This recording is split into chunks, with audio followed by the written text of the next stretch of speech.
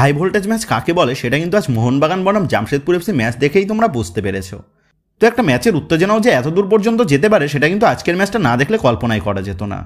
তো বন্ধুরা, তোমরা জানো আজ জামশেদপুর এফসির হোম গ্রাউন্ডে মোহনবাগান দল তারা প্রথম সেমিফাইনাল ম্যাচে মুখোমুখি হয়েছিল, যেখানে আজ মোহনবাগানের আপফ্রন্টে জেসন কামিংস এবং গ্রেক স্টুয়ার্টকে রেখে দল সাজায় কোচ হোসে মলিনা। অপর দিক দিয়ে জর্ডান মারের পাশাপাশি জাভিয়ার সিবেরিও টোরোকে দিয়ে আপফ্রন্টে জোড়া স্ট্রাইকার রেখে দল সাজায় কোচ খালিদ জামিল। তো আজ খেলার শুরুর থেকেই জামশেদপুর এফসিকে দেখা যায় বেশ আক্রমণাত্মক ছন্দে খেলতে।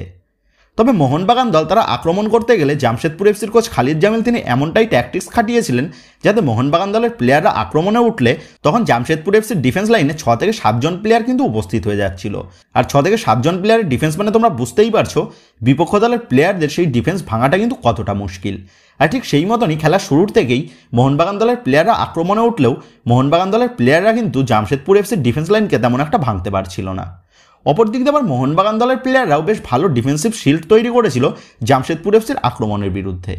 তবে খেলার 24 মিনিটের মাথায় সুভাশিস বোস এবং লিস্টন গোলাসর করার সামান্য একটু ভুলের কারণে জাভিয়ার সিবেরিও সে কিন্তু দুর্দান্ত একটা গোল করে দেয় জামশেদপুর এফসির হয়ে, যার ফলে ম্যাচের 24 মিনিটের মাথায় 1-0 গোলে এগিয়ে যায় জামশেদপুর এফসি।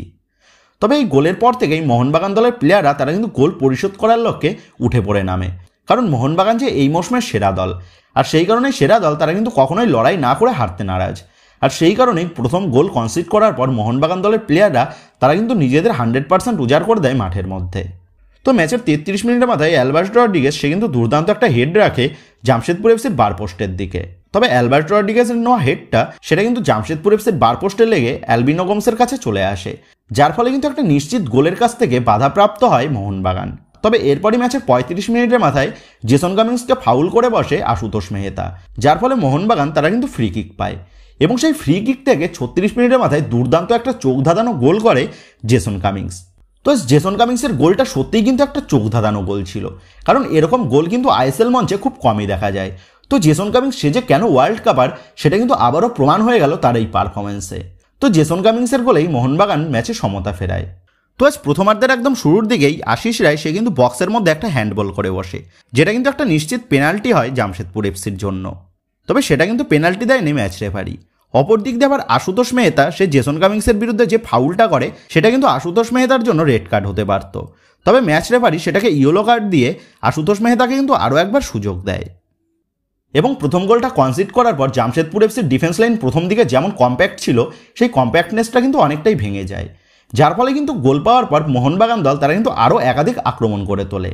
তবে প্রথমার্ধের শেষে আর কোনো দলের কাছ থেকে আর কিন্তু কোনো গোল দেখা যায়নি, যার ফলে জেসন কামিংসের গোলের সুবাদে 1-1 ফলাফলেই আজকের ম্যাচের প্রথমার্ধের খেলাটা শেষ হয়। দ্বিতীয়ার্ধের শুরু থেকেই দুটি দলই কিন্তু তারা আরও গোলের লক্ষ্যে মাঠে নামে, যার ফলে দ্বিতীয়ার্ধের শুরুর থেকেই একের পর এক আক্রমণ কিন্তু দেখা যায় দুই দলের কাছ থেকেই, যেখানে দ্বিতীয়ার্ধে সিবেরিও টোরোকে তুলে কোচ খালিদ জামিল তিনি মাঠে নামায় রেইতি চিকাওয়াকে। অপর দিক দিয়ে মোহনবাগানের হয়ে মাঠে নামতে দেখা যায় মোহনবাগান দলের আরেক অস্ট্রেলিয়ান বিশ্বকাপার জেমি ম্যাকলারেনকে। তো দ্বিতীয়ার্ধেও কিন্তু দুটি দলই গোলের লক্ষ্যে দুর্দান্ত ফাইট দেয় এবং দ্বিতীয়ার্ধের পুরো সময়টাই দুটো দলই কিন্তু আরও আক্রমণ করলেও দুটো দলের ডিফেন্ডাররাই কিন্তু বেশ ভালো ডিফেন্স করে। তবে ম্যাচের একদম শেষের দিকে মানে ম্যাচের অ্যাডেড টাইমে জামশেদপুর এফসির হয়ে গোল করে জাভি হার্নান্ডেজ, যার ফলে শেষ পর্যন্ত গিয়ে জামশেদপুর এফসি তারা কিন্তু 2-1 গোলে আজ নিজেদের ঘরের মাঠে সেমিফাইনালের প্রথম লেগের ম্যাচে জয় তুলে নেয়। সেক্ষেত্রে মোহনবাগানকে এখন কিন্তু নিজেদের ঘরের মাঠে 1 গোলের ব্যবধানে জামশেদপুর এফসিকে হারাতেই হবে, নাহলে কিন্তু মোহনবাগান তারা কিন্তু এই মরশুমের আইএসএলের লিগ শিল্ড জয় করেই তাদের আইএসএলের অভিযানটা কিন্তু শেষ করতে হবে। সেক্ষেত্রে এখন এটাই দেখার বিষয় হবে মোহনবাগান তাদের ঘরের মাঠে এবার জামশেদপুর এফসিকে 1 গোলের ব্যবধানে হারাতে পারে নাকি। তো আজ খালিদ জামিলের ট্যাকটিক্স যে দুর্দান্ত কাজ করেছে সেটা বলাই যায়।